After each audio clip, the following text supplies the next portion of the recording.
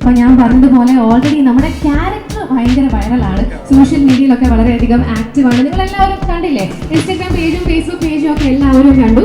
ചെറിയൊരു കാര്യം ഞാനിങ്ങനെ അറിഞ്ഞു, കലിപ്പിലാണ് അദ്ദേഹം. ഇനി ശ്രീനിവാസനെതിരെ കേസ് കൊടുക്കുമെന്നൊക്കെയാണ് ഞങ്ങളിങ്ങനെ അറിഞ്ഞത്. അപ്പം അതിൻ്റെ സത്യാവസ്ഥ എന്താണ്? ആദ്യം നമുക്ക് ഡയറക്ടർ എന്ന് തന്നെ ആരംഭിക്കാം. ഇദ്ദേഹത്തിൻ്റെ ആദ്യത്തെ സിനിമയാണിത്. നേരത്തെ ഓൾറെഡി വിനീതേട്ടൻ്റെ കൂടെ വർക്ക് ചെയ്തിട്ടുണ്ട്. അത് മാത്രമല്ല ഗോദ, ആനന്ദം തുടങ്ങിയ സിനിമകളുടെ എഡിറ്റർ കൂടിയാണ്. അപ്പം ഡയറക്ടറിന് എന്താണ് ഈ ഒരു സിനിമയെ കുറിച്ച് പറയാനായിട്ടുള്ളത്? ഇത് ഒരു ക്യാരക്ടറിന്റെ ജേണിയാണ്. മുകുന്ദനുണ്ണി, അഡ്വക്കേറ്റ് മുകുന്ദനുണ്ണി എന്ന് പറയുന്ന ഒരു സക്സസിനോട് ഭയങ്കരമായിട്ട് ആർത്തിയുള്ളൊരു അഡ്വക്കേറ്റിന്റെ ജേണിയാണ്. അപ്പം ഇതൊരു ഓൺസെമ്പിൾ ഫിലിമായിട്ട് അല്ല ഒരിക്കലും ഈ സിനിമ വരുന്ന ഒരു ക്യാരക്ടറിന്റെ ജേണി. അതിൽ വരുന്ന ബാക്കിയുള്ള ക്യാരക്ടേഴ്സൊക്കെ ഈ മുകുന്ദനുണ്ണി എന്ന് പറയുന്ന അഡ്വക്കേറ്റിന്റെ ലൈഫിലോട്ട് വരുന്നതാണ്. ആ മുകുന്ദനുണ്ണിയുടെ കൂടെ നമ്മൾ സഞ്ചരിക്കുമ്പോൾ ബാക്കിയുള്ള ക്യാരക്ടേഴ്സിനെ നമ്മൾ ലൈഫിലോട്ട് പോകും എന്നല്ലാതെ ഇതൊരു ഒരു ഒരു ഓൺസെമ്പിൾ ഫിലിം അല്ല, പക്ഷെ ഒരു സിംഗിൾ ക്യാരക്ടർ ജേണിയാണ്. അപ്പം ആ രീതിയിലാണ് ഈ സിനിമേനെ നമ്മൾ കാണിക്കാൻ ശ്രമിക്കുന്നതും നമ്മൾ പ്രൊമോട്ട് ചെയ്യുന്നതൊക്കെ. അതുകൊണ്ട് തന്നെയാണ് ഈ അഡ്വക്കേറ്റ് മുകുന്ദനുണ്ണി എന്നൊരു പ്രൊഫൈൽ നമ്മൾ ഉണ്ടാക്കിയതും. കാരണം ഈ മുകുന്ദനുണ്ണി എന്നൊരു പ്രൊഫൈൽ ഉണ്ടാക്കുമ്പോൾ അതിൻ്റെ ഗുണം എന്ന് പറയുന്നത് നമ്മൾ ഈ ക്യാരക്ടറിനെ നമ്മൾ സിനിമ ഇറങ്ങുന്നതിന് മുന്നേ തന്നെ ക്യാരക്ടർ മുന്നേ ഓഡിയൻസിനകത്ത് ഇൻട്രാക്ട് ചെയ്യുമ്പോൾ ഓഡിയൻസിന് കുറച്ചുകൂടി ക്യാരക്ടറായിട്ട് കണക്ട് ചെയ്യാൻ പറ്റുന്ന തോന്നലുകൊണ്ട് നമ്മൾ ഉണ്ടാക്കിയതാണ്. പിന്നെ ഓഫ്കോഴ്സ് ആ ക്യാരക്ടറിൻ്റെ നേച്ചർ കാരണം അതൊരു ചെറിയ ഹ്യൂമറും നമ്മൾ കയറ്റി. അപ്പം അതാണ് പരിപാടി. താങ്ക് യു അഭിന. അപ്പം എല്ലാവരുടെയും മനസ്സിലുള്ളൊരു സംശയമാണ്, മീശ മാധവനിലെ അഡ്വക്കേറ്റ് മുകുന്ദനുണ്ണിയും നമ്മുടെ മുകുന്ദനുണ്ണിയും തമ്മിൽ എന്തെങ്കിലും കണക്ഷൻ ഉണ്ടോ? എന്താണ് ഈ ഒരു പേര് തന്നെ ചൂസ് ചെയ്യാൻ കാരണം? മീശ മാധവൻ ആക്ച്വലി നമ്മൾ എൻ്റെ ചെറുപ്പത്തിൽ കണ്ട് ഏറ്റവും കൂടുതൽ ഇഷ്ടപ്പെട്ട സിനിമകളിൽ മീശ മാധവൻ CID ന്യൂസൊക്കെ പെടുമല്ലോ.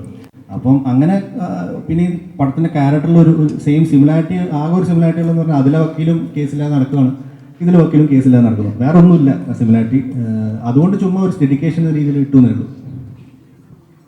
അപ്പോൾ രണ്ടുപേരും കേസില്ല വക്കീലുമാരാന്നുള്ള കാര്യം മനസ്സിലായി. Now let's move on to the very beautiful actress Arsha Baiju. Arsha നമുക്കൊക്കെ അറിയാം 18ാം പടി എന്ന സിനിമയിലൂടെയാണ് മലയാള സിനിമയിലേക്ക് വന്നത്. ഇപ്പോൾ ഒരുപാട് സിനിമകൾ ചെയ്തു, നല്ലൊരു ഡാൻസർ കൂടിയാണ്. അപ്പോൾ എന്താണ് ഈ ഒരു സിനിമയെ കുറിച്ചും ഇതിലെ കഥാപാത്രത്തെ കുറിച്ചും പറയാനുള്ളത്? എൻ്റെ ക്യാരക്ടർ മീനാക്ഷി എന്ന് പറഞ്ഞൊരു ക്യാരക്ടറാണ് ഞാൻ ചെയ്യുന്നത്. മുകുന്ദനുണ്ണിയുടെ ഒരു സുഹൃത്താണ്, അദ്ദേഹത്തെ ഹെൽപ്പ് ചെയ്യുന്ന ഒരു ഫ്രണ്ടായിട്ടാണ് ഞാൻ. സിനിമ ഇപ്പോൾ അഭിനയം പറഞ്ഞ പോലെ തന്നെ ഒരു ക്യാരക്ടർ ഡ്രിവൻ അദ്ദേഹത്തിൻ്റെ ജേണിയാണ്, അദ്ദേഹത്തിൻ്റെ സ്ട്രഗിളും സക്സസ് ആഗ്രഹിക്കുന്ന ഒരു ആളാണ് പുള്ളി. ഇപ്പോൾ അദ്ദേഹത്തിൻ്റെ ജേണിയാണ് ഈ സിനിമ ശരിക്കും. അപ്പോൾ അദ്ദേഹത്തിൻ്റെ ലൈഫിൽ വരുന്ന ആളുകളാണ് ഞങ്ങൾ. അപ്പോൾ അങ്ങനെയാണ് പടം പരിപാടി. കൂടുതൽ ആക്ച്വലി ഈ ക്യാരക്ടേഴ്സിൻ്റെ ഡീറ്റെയിൽ പറയാത്തതിന് കാരണം എന്താ വെച്ചാൽ അതും കഥയുടെ ഭാഗമാണ്.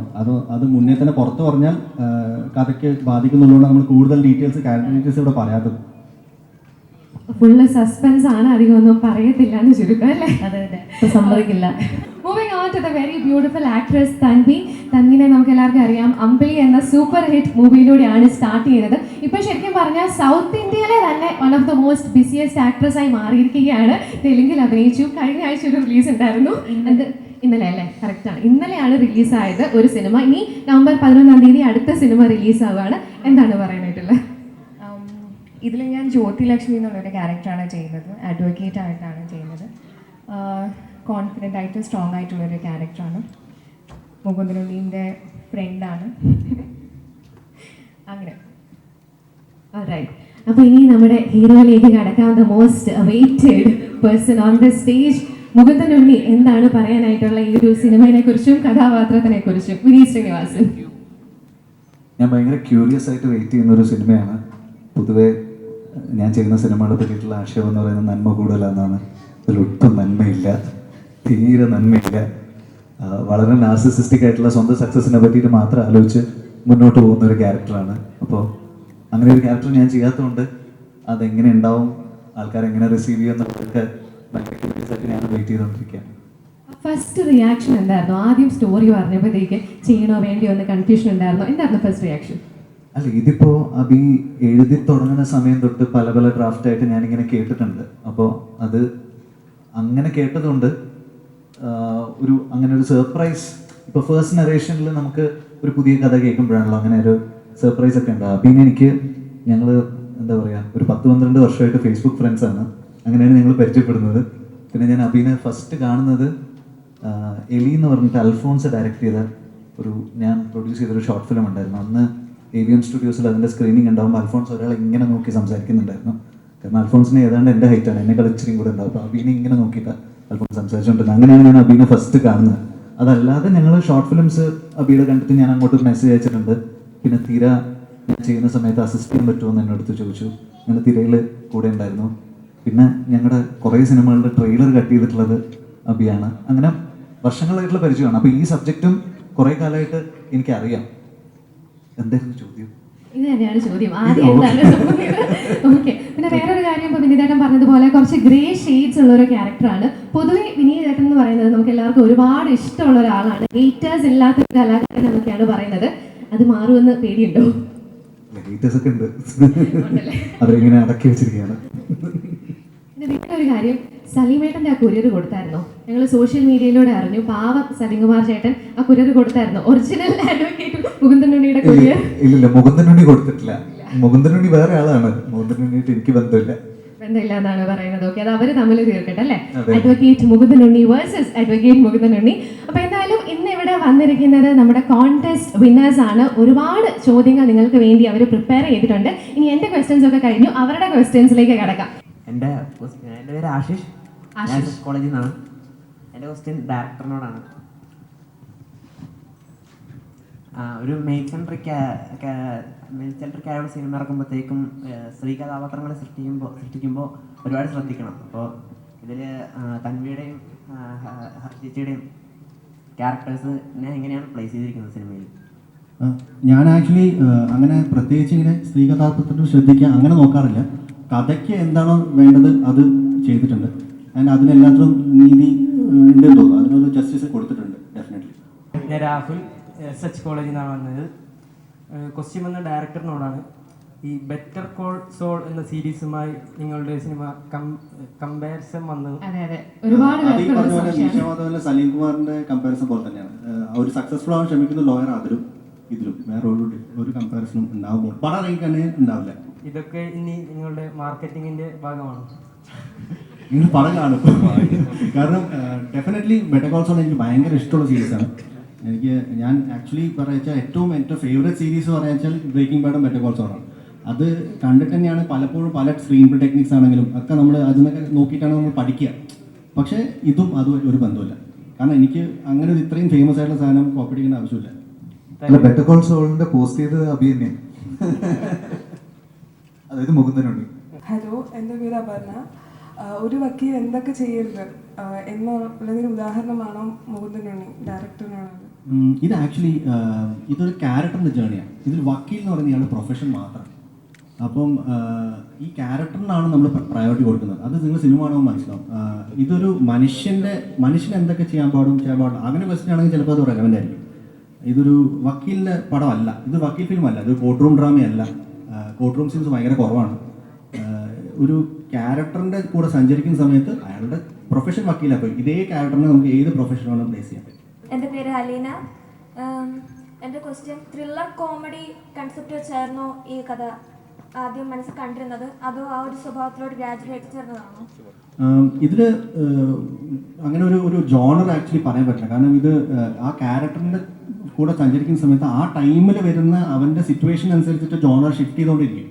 ഇതിൽ കുറേ ജോണേഴ്സ് ഉണ്ട് ഓണസ്റ്റ്ലി പറയാൻ. ഡാർക്ക് കോമഡി ഉണ്ട്, ക്രൈം ഉണ്ട്, ത്രില്ലർ എലിമെൻറ്റ്സ് ഉണ്ട്, ഡ്രാമയുണ്ട്.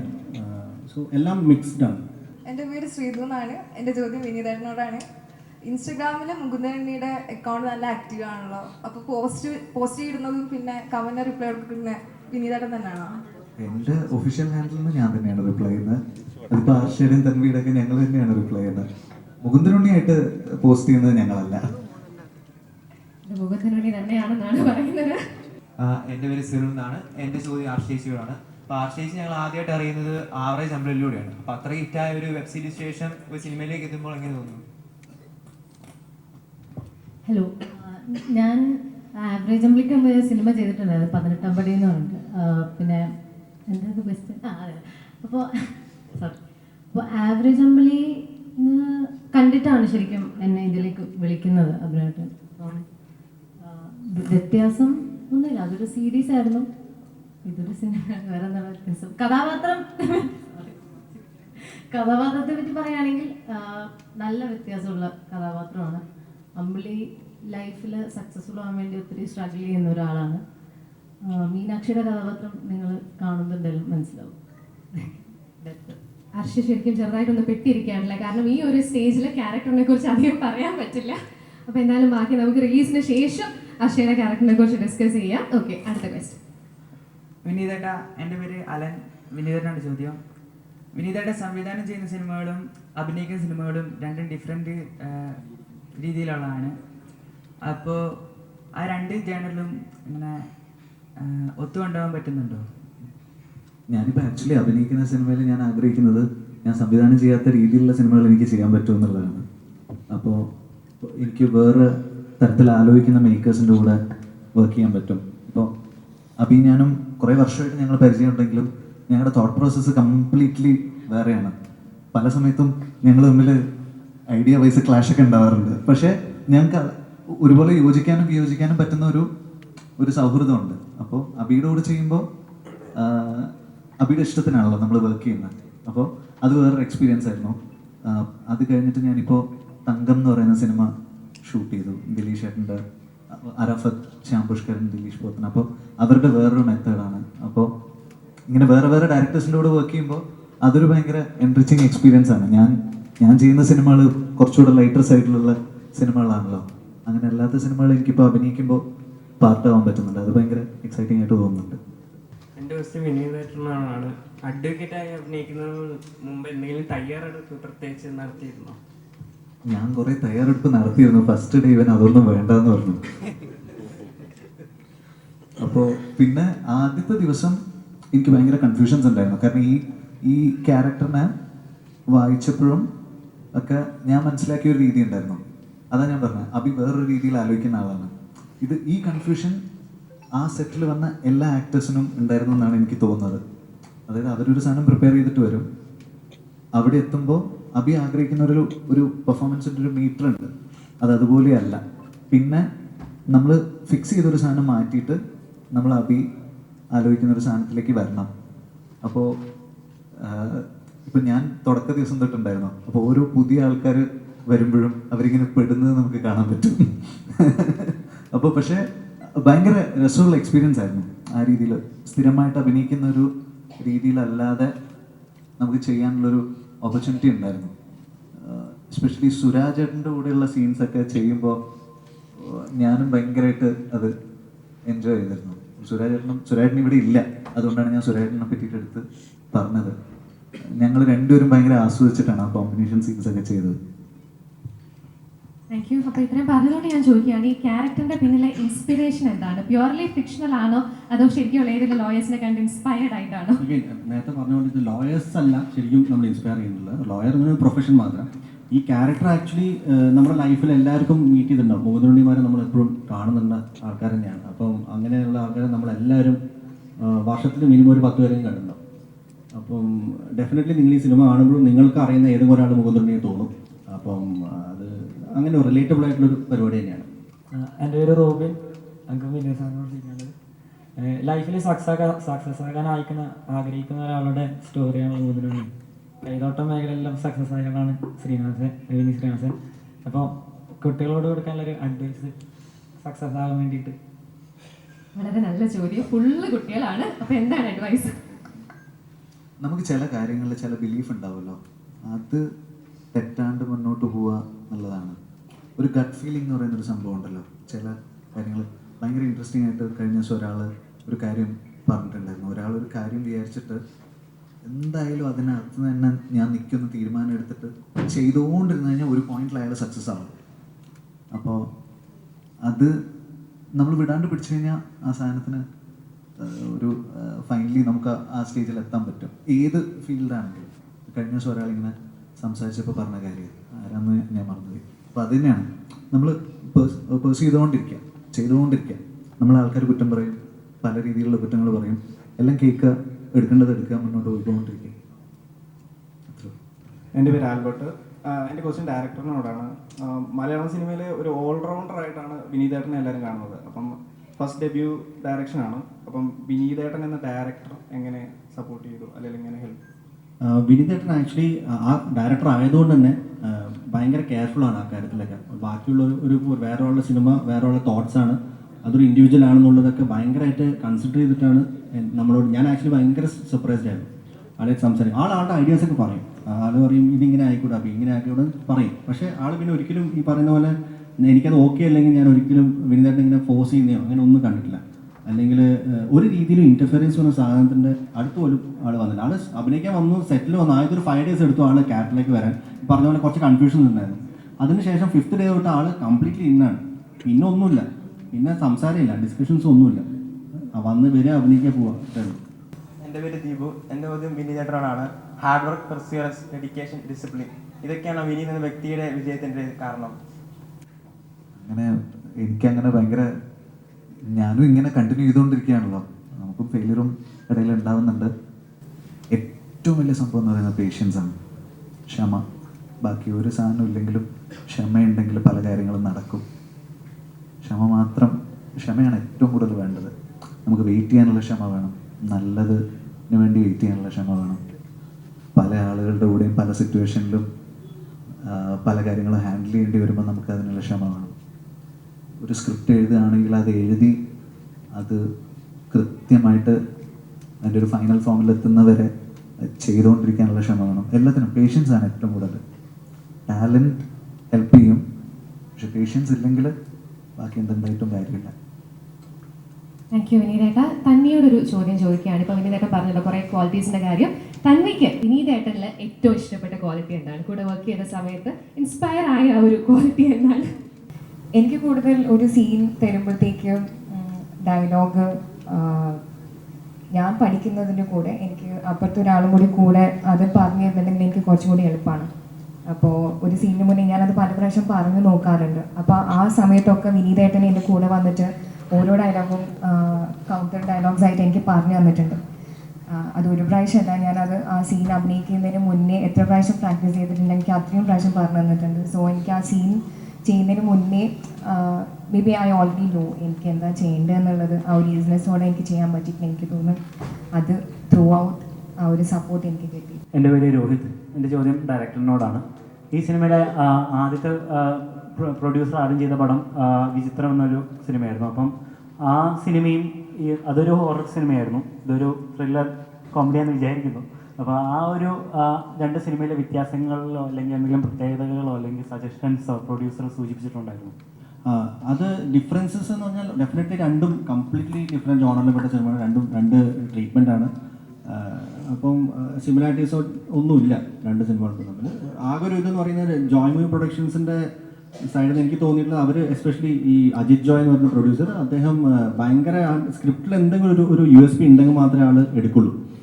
ഇപ്പം വിചിത്രമാണെങ്കിൽ അതിലൊരു ഒരു ഡിഫറെൻ്റ് ഒരു എലമെൻറ്റ് ഉണ്ടായത് അതിനകത്ത്, എസ്പെഷ്യലി സെക്കൻഡ് ഹാഫിലൊക്കെ ഒരു ഡിഫറെൻറ്റ് എലമെൻറ്റ് ഉണ്ടായിരുന്നു. അപ്പോൾ അതുകൊണ്ടാണ് ആയിരിക്കണം ആൾ സെലക്ട് ചെയ്തിട്ടുണ്ടാവുക സ്ക്രിപ്റ്റ്. മുകുന്ദനുണ്ണി സ്ക്രിപ്റ്റ് വായിച്ചപ്പോഴും ആൾക്കും ഈ പറഞ്ഞ പോലെ യൂഷ്വലി കാണുന്നു വരുന്ന സിനിമകൾ പോലെ അല്ല എന്നുള്ള ഒറ്റ കാരണം കൊണ്ടാണ് ആൾ ശരിക്കും സെലക്ട് ചെയ്തതെന്ന് എനിക്ക് തോന്നിയിട്ടുള്ളത്. ആൾ എൻ്റെ അടുത്ത് അതാണ് പറഞ്ഞിട്ടുള്ളത്.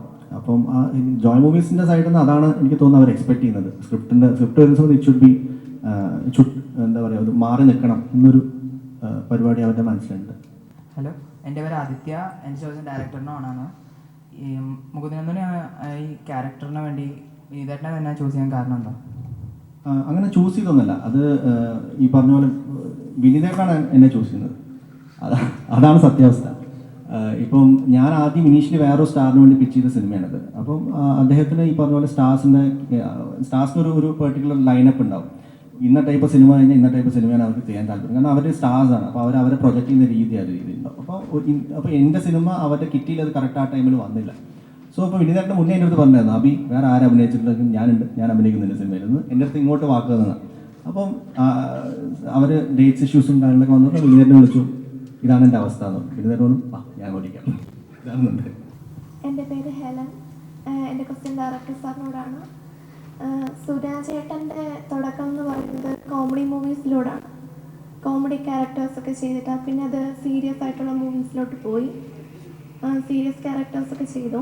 അപ്പോൾ ഈ മൂവിയിൽ സുരാജേട്ടൻ്റെ ക്യാരക്ടർ സീരിയസ് ആണോ കോമഡിയാണോ? രണ്ടുമുണ്ട്, സീരിയസും കോമഡിയും ഉണ്ട്. ലൈക്ക് ഇതിലൊരു ഹ്യൂമർ ഡെഫിനറ്റ്ലി സുരാജേട്ടൻ ഹാൻഡിൽ ചെയ്തിട്ടുണ്ട്. കുറേ കാലം ആക്ച്വലി സുരാജേട്ടൻ ഒരു ഹ്യൂമർ ഹാൻഡിൽ ചെയ്യുന്ന കണ്ടിട്ട് നമ്മുടെ സ്ക്രീനിൽ. സോ അത് എന്തായാലും സാറ്റിസ്ഫൈ ഓഡിയൻസിന്. സോ ഇതിന് മുന്നേ വിനീതേട്ടൻ ചെയ്തൊരു ഡാർക്ക് ഷെയ്ഡുള്ള ക്യാരക്ടറായിരുന്നു തണ്ണീർമത്തൻ ദിനങ്ങളിലെ ക്യാരക്ടർ അല്ലേ, രവി പത്മനാഭൻ. ആ സിനിമയാണെങ്കിൽ ബ്ലോക്ക് ബസ്റ്റർ ഹിറ്റ്, എല്ലാവർക്കും ഒത്തിരി ഇഷ്ടപ്പെട്ടു, നല്ല പെർഫോമൻസ്. അപ്പോൾ ഇങ്ങനെ ഡാർക്ക് ഷെയ്ഡ്സ് ഒക്കെയുള്ള ക്യാരക്ടേഴ്സ് ചെയ്യുമ്പോൾ എളുപ്പമാണോ ചെയ്യാനായിട്ട്? അതായത് കയ്യിൽ നിന്നൊക്കെ എടുത്തിട്ട് ചെയ്യാൻ പറ്റുമോ അതോ പാടാണോ? തണ്ണീർമത്തിന് എനിക്ക് ഫസ്റ്റ് ദിവസം ഒരു ഐഡിയയും കിട്ടിയില്ല. അവിടെ സെറ്റിൽ പോയപ്പോൾ ആദ്യത്തെ സീൻ ആദ്യം എടുത്തത് ഒരുപാട് ഡയലോഗ്സും അതിന് തൊട്ട് മുമ്പ് ഞാൻ മനോഹരത്തിൽ അഭിനയിച്ചിട്ട് അങ്ങോട്ട് പോകുന്നു. മനോഹരത്തിൽ ഫുൾ ടൈം സൈലൻ്റ് ആയിട്ടുള്ള ഒരു ക്യാരക്ടർ ചെയ്തിട്ട് നേരെ ചെന്ന് ഭയങ്കര ലൗഡായിട്ട് ചെയ്യുമ്പോൾ എനിക്ക് ഫസ്റ്റ് ഡേ ഭയങ്കര ഒരു ബുദ്ധിമുട്ടുണ്ടായിരുന്നു. ആ ക്ലാസ് റൂമിൽ ക്ലാസ് എടുക്കുന്ന സീൻ സെക്കൻഡ് ഡേ തൊട്ട് കംഫർട്ടബിളായിട്ടാണ് ചെയ്തത്. പക്ഷെ മുകുന്ദനുണ്ണി പോലെ ഒരു സംഗതി ഞാൻ മുമ്പ് ചെയ്തിട്ടില്ല. എന്ന് വെച്ച് കഴിഞ്ഞാൽ ഞാൻ സംസാരിക്കുന്ന പോലെ അല്ല മുകുന്ദനുണ്ണി സംസാരിക്കുക. ഇപ്പോൾ എൻ്റെ തല അനങ്ങുന്ന പോലെയല്ല മുകുന്ദനുണ്ണിയുടെ തല അനങ്ങുക. ഇപ്പം ഞാൻ സംസാരിക്കുമ്പോൾ കുറേ കണ്ണ് ബ്ലിങ്ക് ചെയ്യുന്ന ആളാണ്, മുകുന്ദനുണ്ണി അത് ചെയ്യില്ല. അങ്ങനെ കുറേ ആ ക്യാരക്ടറിന് കുറേ വ്യത്യാസമുണ്ട്. അത് അബിയുടെ മൈൻഡിൽ അതിന് ഫിക്സ്ഡ് ആയിട്ടുള്ളൊരു ഒരു ഒരു സാധനമുണ്ട്, ഒരു ടെംപ്ലേറ്റ് അബി സെറ്റ് ചെയ്ത് വെച്ചിട്ടുണ്ട്. അതിലേക്ക് ഇങ്ങനെ നമ്മളെ കൊണ്ടുവരിക ചെയ്യുന്നത്. അപ്പോൾ അത് ഭയങ്കര ഇൻട്രസ്റ്റിംഗ് ആയിരുന്നു. ബാക്കി പടം കണ്ടിട്ട് ആൾക്കാർ പറയട്ടെ. അപ്പോൾ ഡിഫറൻസസ് ഒരുപാടുണ്ടെന്ന് ഞങ്ങൾക്ക് മനസ്സിലായി. സിമിലാരിറ്റീസ് ആയിട്ട് എന്തെങ്കിലും ഉണ്ടോ ഈ ഒരു ഡാർക്ക് ക്യാരക്ടറും കുറച്ച് കള്ളത്തരമൊക്കെയുള്ള ഈ ഒരു ക്യാരക്ടറും വിനീത് ശ്രീനിവാസനും തമ്മിൽ സിമിലാരിറ്റീസ് എന്തെങ്കിലും ഉണ്ടോ? ഒരു സിമിലാരിറ്റി ഇല്ല. ഡയറക്ടർ ഉറപ്പിച്ച് പറയാണ് അഡ്വക്കേറ്റ് മുകുന്ദനുണ്ണി വിനീത് ശ്രീനിവാസനും തമ്മിൽ ഒരു സിമിലാരിറ്റി ഇല്ല, രൂപത്തിൽ മാത്രമാണല്ലേ സിമിലാരിറ്റി? അതെ, ഇല്ലെന്നാണ് ഞാൻ ഇല്ലെന്ന് വിശ്വസിക്കാനാണ് എനിക്കിഷ്ടം. ഞങ്ങൾക്കും അത് തന്നെയാണ് ഇഷ്ടം. Okay, moving on to the next question. Hi all, എൻ്റെ പേര് റിജിൽ ജോൺസൺ. ചോദ്യം തന്വിയോടാണ്. സിനിമയിൽ വിനീതേട്ടനുമായിട്ടുള്ള എന്തെങ്കിലും രസകരമായ മൊമെന്റ്സ് ഉണ്ടെങ്കിൽ ഒന്ന് ഷെയർ ചെയ്യുമോ? ഷൂട്ടിങ്ങിനിടയ്ക്ക് എന്തെങ്കിലും രസകരമായ മൊമെന്റ്സ് ഉണ്ടായിട്ടുണ്ടെങ്കിൽ? ഞാൻ ഏറ്റവും കൂടുതൽ ഭക്ഷണം കഴിച്ചത് എനിക്ക് തോന്നുന്നു ഓരോ ദിവസവും നമ്മളിപ്പം സെറ്റിലുള്ള സമയത്താണെങ്കിലും വിനീതേട്ടൻ അങ്ങ് അവിടെ നിന്ന് ഞാനും സുധിയേട്ടനുമായിരുന്നു കൂടുതലും ഉള്ളത്. അപ്പോൾ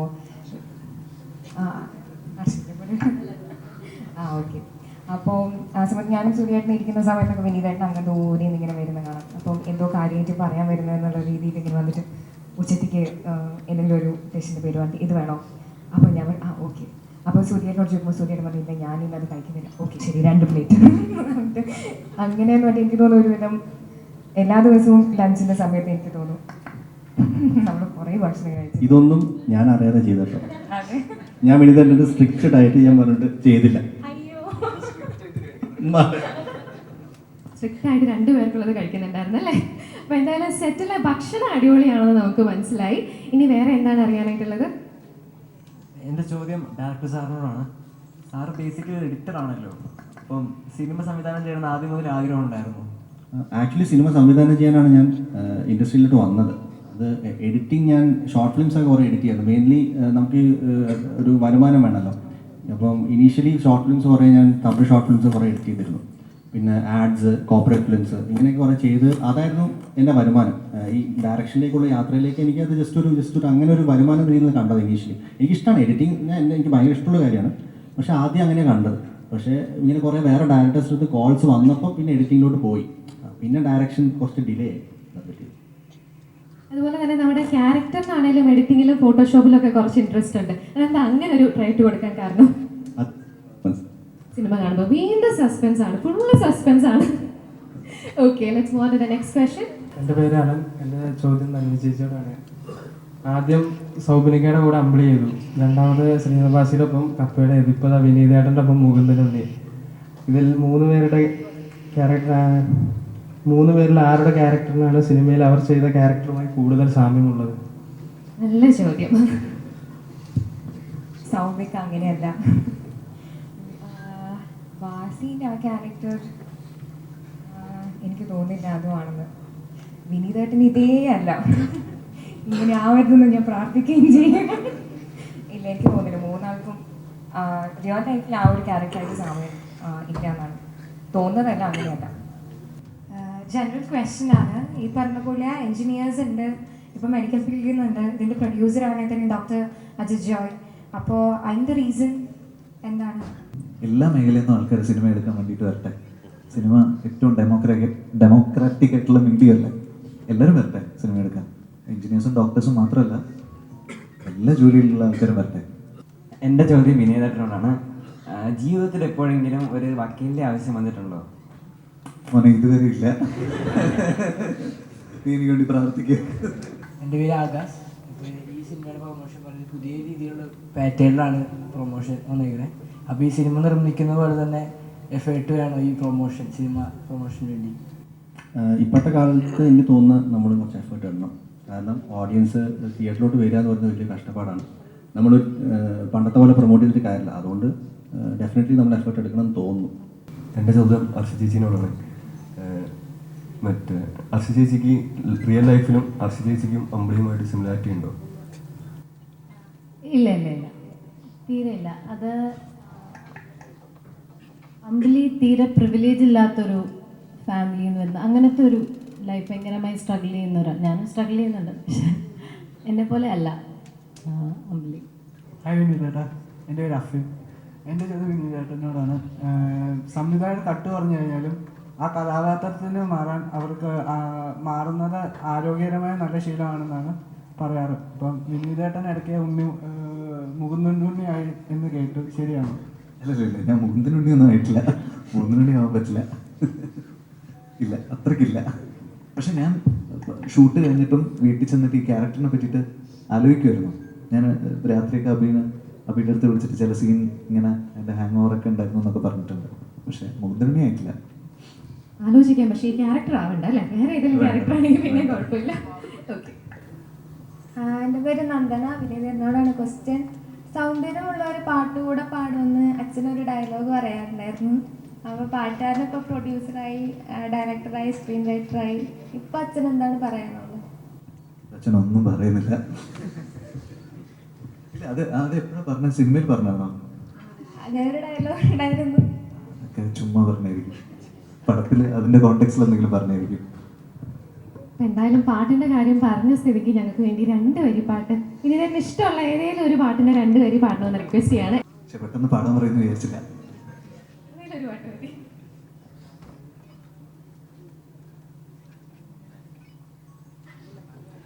റിക്വസ്റ്റ് ഒക്കെ വരുന്നുണ്ട്.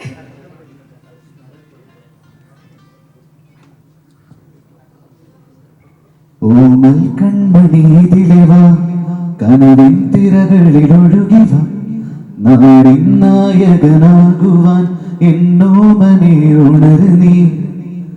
അമ്മപ്പുഴയുടെ പൈതലായി അന്നൊഴുകി കിട്ടിയ കർണനായി നാടിൻ മുഴുവൻ സ്വന്തമായി എൻ ജീവനെ വളര് നീ. കുടിൽ മേയുവാൻ മുകിലുകൾ അതിൽ മാറി ചുവകൾ നിനക്കൊരു കുടം കുളിരുമായി പുതുമഴമണി മഴവരവായി. ഓഹോ നരൻ, ഓ ഞാനൊരു നരൻ, പുതുജന്മം നേടിയ നരൻ. ഓ നരൻ, ഞാനൊരു നരൻ. ഓഹോ നരൻ, ഓ ഞാനൊരു നരൻ, പുതുജന്മം നേടിയ നരൻ. ഓ നരൻ, ഞാനൊരു നരൻ.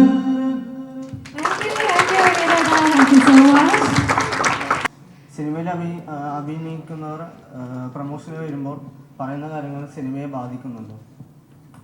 ഇല്ല, അങ്ങനെ അത് പറഞ്ഞ പോലെ നമ്മൾ ഡിസ്കസ് ചെയ്തിട്ടാണല്ലോ വരുന്നത്. അപ്പോൾ ഇപ്പം നമ്മൾ കയറുന്നതിന് മുന്നേ നമ്മൾ സംസാരിച്ചു എന്തൊക്കെ പറയാൻ പാടില്ല, കുഴപ്പമൊന്നുമില്ല. വിനീതൻ്റെ ഡയറക്ടർ ചെയ്യുന്ന ഫിലിംസ് എന്ന് വെച്ചാൽ നല്ല ഫീൽ ഗുഡ് ഫിലിംസാണ് ഡയറക്റ്റ് ചെയ്ത് ജനങ്ങൾ കൊടുത്തിട്ടുണ്ട്. ഈ ഭാവിയിൽ വല്ല ഫീൽ ഗുഡ് ഫിലിംസ് അല്ലാണ്ട് ഫുൾ ഹൊറർ അഥവാ ഒരു ക്രൈം ത്രില്ലർ അങ്ങനെ എന്തെങ്കിലും പ്ലാൻ ഉണ്ടോ? എനിക്ക് ഒരു 19 വയസ്സാകുന്നവരെ ഫീൽ ഗുഡ് മതി എനിക്ക്. ഞാൻ അല്ലാത്ത പടം ഇങ്ങനെയൊക്കെ എൻ്റെ ആശ തീർക്കാൻ വേണ്ടിയിട്ട് ഞാൻ ഇതൊക്കെ ചെയ്തോളാം. അത് കഴിഞ്ഞ് വേണമെങ്കിൽ ആലോചിക്കാം അല്ലേ? ആഫ്റ്റർ 50+ ഒക്കെ ആകുമ്പോൾ ജോണറൊക്കെ അപ്പം ഷിഫ്റ്റ് ചെയ്യാം ഞാൻ അങ്ങ്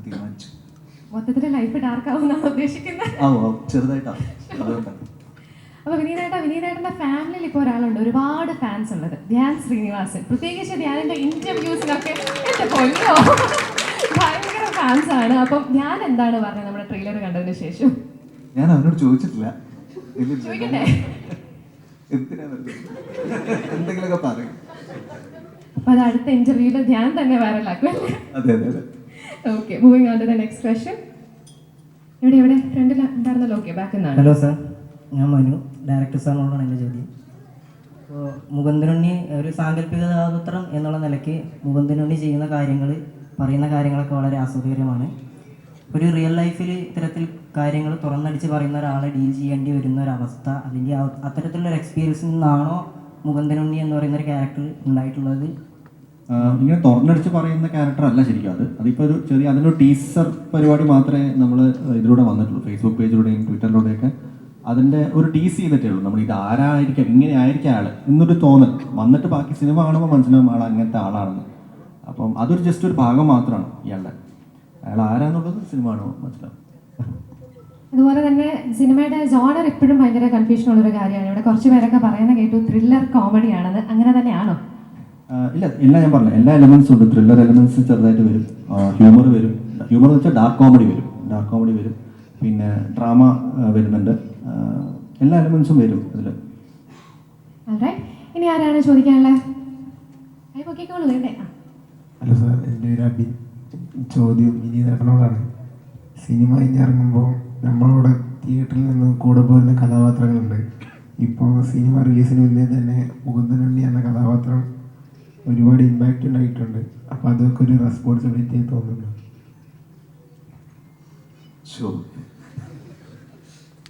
അല്ല, തീർച്ചയായിട്ടും ആണ്.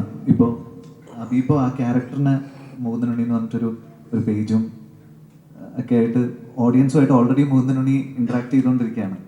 അപ്പോൾ ആളുകൾ ഇഷ്ടപ്പെടും എന്നുള്ള പ്രതീക്ഷയിലാണ് ആ ക്യാരക്ടറിലൂടെ പ്രൊമോട്ട് ചെയ്യാൻ എന്നുള്ളൊരു ഐഡിയയിലേക്ക് സംവിധാനം വന്നിട്ടുള്ളത്. നമ്മുടെ എല്ലാവരുടെയും പ്രതീക്ഷ തിയേറ്ററിൽ നിന്ന് ഇറങ്ങിപ്പോരുമ്പോൾ നിങ്ങൾ ആസ്വദിച്ചിട്ട് ഇറങ്ങിപ്പോരുന്നൊരു സിനിമയായിരിക്കും എന്നാണ്. അങ്ങനെ ആവട്ടെ. എൻ്റെ പേര് അനന്തകൃഷ്ണൻ. ഇതൊരു ജനറൽ ക്വസ്റ്റ്യൻ ആണ്. ഈ മുകുന്ദനുണ്ണിയുടെ സോഷ്യൽ മീഡിയ അക്കൗണ്ടിൻ്റെ ഐഡിയ ആരുടെയാണ്? അങ്ങനെ ഒരുപാട് പേർക്കുള്ളൊരു സംശയമാണ്. ഡയറക്ടറിന്റെ സ്വന്തം ഐഡിയ ആണ്. എന്തായാലും ഒരു ഒന്നൊന്നര ഐഡിയ ആണ്. അപ്പോൾ ആ ഐഡിയക്ക് വേണ്ടി നമുക്ക് വലിയൊരു കയ്യടി കൊടുക്കാം. Very innovative way of marketing. Audience ആയിട്ട് നന്നായിട്ട് കണക്ട് ചെയ്യാൻ ഓൾറെഡി സാധിച്ചു. ഇനി നമ്മുടെ ലാസ്റ്റ് ഫ്യൂ ക്വസ്റ്റ്യൻസിലേക്ക് കിടക്കുകയാണ്. നമുക്ക് അർഷനോട് തന്നെ ഒരു ചോദ്യം കൂടെ ചോദിക്കാം. എന്തായാലും അധികം ഒന്നും അർഷയ്ക്ക് സംസാരിക്കാൻ പറ്റിയിട്ടില്ലല്ലോ. അപ്പം എന്താണ് മൂവിയിൽ നിന്ന് എക്സ്പെക്ട് ചെയ്യുന്നത്? എന്തായാലും ആൾക്കാർക്ക് ഇഷ്ടപ്പെടുന്ന പടം തന്നെയാണ്, അതുറപ്പാണ്. അത് സ്ക്രിപ്റ്റ് വായിച്ചപ്പോൾ തന്നെ അടിപൊളിയായിരുന്നു. നമുക്ക് ഞാൻ നല്ല എൻജോയ് ചെയ്ത് തന്നെയാണ് സ്ക്രിപ്റ്റ് വായിച്ചത്. അപ്പോൾ തന്നെ എനിക്ക് ഇഷ്ടപ്പെട്ടു. അങ്ങനെ അതുകൊണ്ട് തന്നെയാണ് സിനിമ ചെയ്തതും. അപ്പോൾ എന്തായാലും എല്ലാവർക്കും ഇഷ്ടപ്പെടുന്ന സിനിമ തന്നെയാണെന്ന് ഉറപ്പാണ്. എല്ലാവരും തിയേറ്ററിൽ തന്നെ കാണണം. ഒരു പുതിയൊരു ഒരു ടൈപ്പ് അങ്ങനെയല്ല ഞാൻ പറയുന്നത്. പക്ഷെ എന്തായാലും നിങ്ങൾക്ക് പുതിയൊരു അനുഭവമായിരിക്കും പടം കാണുമ്പോൾ എന്ന് തോന്നുന്നു. പ്രത്യേകിച്ച് വിനീതേട്ടനെ ഈ ഒരു ക്യാരക്ടറിൽ കാണുമ്പോൾ അടിപൊളിയായിരിക്കും. എല്ലാവരുടെയും ക്യാരക്ടേഴ്സ് നല്ലതാണ്, വളരെ ഇൻട്രസ്റ്റിംഗ് ആയിട്ടുള്ള ക്യാരക്ടേഴ്സാണ്. എനിക്ക് ഇപ്പം എൻ്റെ ക്യാരക്ടർ ആണെങ്കിലും എനിക്കിപ്പം ഒരുപാട് ക്യാരക്ടറെ പറ്റിയിട്ട് പറയാൻ പറ്റാത്തതുകൊണ്ടാണ്. പക്ഷെ വളരെ ഇൻട്രസ്റ്റിംഗ്. ഞാൻ വളരെ ക്യൂരിയസ് ആയിട്ട് ഇരിക്കുകയാണ്, എന്താവും ഓഡിയൻസ് പടം കണ്ടതിന് ശേഷം ക്യാരക്ടറിനെ പറ്റി അവരെങ്ങനെയായിരിക്കും അത് എടുക്കുന്നത്. ഞാനും വളരെ ക്യൂരിയസ് ആണ് റെസ്പോൺസ് ഒക്കെ അറിയാനായിട്ട്. അപ്പോൾ എന്തായാലും എല്ലാവരും പോയി കാണാം. അതെ, നവംബർ 11 റിലീസ് ഡേറ്റ്. അപ്പോൾ വിനീതേട്ടാ, നമ്മുടെ സെഷൻ വൈൻഡപ്പ് ചെയ്യുന്നതിന് മുന്നേ ഇവരോട് എന്താണ് പറയാനായിട്ടുള്ളത്? ഇപ്പോൾ ആർഷ പറഞ്ഞതിൻ്റെ ഒരു എക്സ്റ്റൻഷൻ പോലെ എനിക്ക് പറയാൻ തോന്നുന്നത്, അതായത് ഇപ്പോൾ എനിക്ക് മുകുന്ദനുണ്ണി ചെയ്യുമ്പോൾ അതൊരു പുതിയ എക്സ്പീരിയൻസ് ആയിരുന്നു. ഞാൻ ചെയ്യാത്ത പോലത്തെ ഒരു ക്യാരക്ടറായിരുന്നു. അപ്പോൾ വന്ന പല ആക്ടേഴ്സും അവരുടെ പോർഷൻസ് വരുമ്പോൾ അവരത് ഭയങ്കര ട്രിപ്പ് ചെയ്ത് ചെയ്യുന്നത് ഞാൻ കണ്ടിട്ടുണ്ട്. പാർഷയാണെങ്കിലും സുരാജേട്ടനാണെങ്കിലും ഒക്കെ. സുരേട്ടൻ എൻ്റെ അടുത്ത് ഇടയ്ക്കിടയ്ക്ക് കോമഡി ചെയ്യാൻ പറ്റാത്തതിൽ ഞാനിങ്ങനെ ഇരിക്കുകയായിരുന്നു. എന്നെക്കൊണ്ട് ഡാർക്ക് മാത്രം ചെയ്യിപ്പിച്ചിട്ട് എനിക്ക് എന്തൊരു റിലീഫാണെന്നറിയാമെന്ന് പുള്ളി അഭിനയിച്ചുകൊണ്ടിരിക്കുമ്പോൾ പറയുമായിരുന്നു. സുരേട്ടൻ ത്രൂ ഔട്ടില്ല, അവിടെ ഇവിടെ മാത്രമേ ഉള്ളൂ. പക്ഷേ ഉള്ള സാധനങ്ങളൊക്കെ ആക്ടേഴ്സ്, ഇതിൽ അഭിനയിച്ച ആക്ടേഴ്സ് ഭയങ്കരമായിട്ട് എൻജോയ് ചെയ്ത് ചെയ്യുന്നത് നമ്മൾ അഭിനയിച്ചുകൊണ്ടിരിക്കുമ്പോൾ തന്നെ കാണാനുണ്ടായിരുന്നു. എന്നാൽ ഭയങ്കര ലൗഡായിട്ടല്ല ആരും ചെയ്തിട്ടുള്ളത്, വളരെ സെറ്റിലായിട്ടാണ് എല്ലാവരും ചെയ്തിട്ടുള്ളത്. ആ രീതിയിൽ എനിക്കും പിന്നെ സിനിമയുടെ റിസൾട്ട് എന്ന് പറയുന്നത് ജനങ്ങളുടെ മുമ്പിലേക്ക് എത്തുമ്പോഴേ നമുക്ക് അറിയുള്ളൂ. നമുക്ക് എല്ലാവർക്കും നല്ല പ്രതീക്ഷയുണ്ട് തീർച്ചയായിട്ടും. അപ്പോൾ എന്തായാലും എല്ലാവരും വളരെയധികം എൻജോയ് ചെയ്ത ഒരു സിനിമയാണിത്. അപ്പോൾ നമുക്ക് സിനിമ തിയേറ്ററിൽ പോയി തന്നെ കാണാം ഓൺ November 11. തീർച്ചയായും നമ്മുടെ ഇന്നത്തെ ഈ ഒരു ഫംഗ്ഷൻ ഇത്ര നല്ല രീതിയിൽ നടക്കാൻ വലിയൊരു കാരണം നിങ്ങൾ ഓരോരുത്തരുടെയും സാന്നിധ്യവും അതേപോലെ പാർട്ടിസിപ്പേഷനുമാണ്.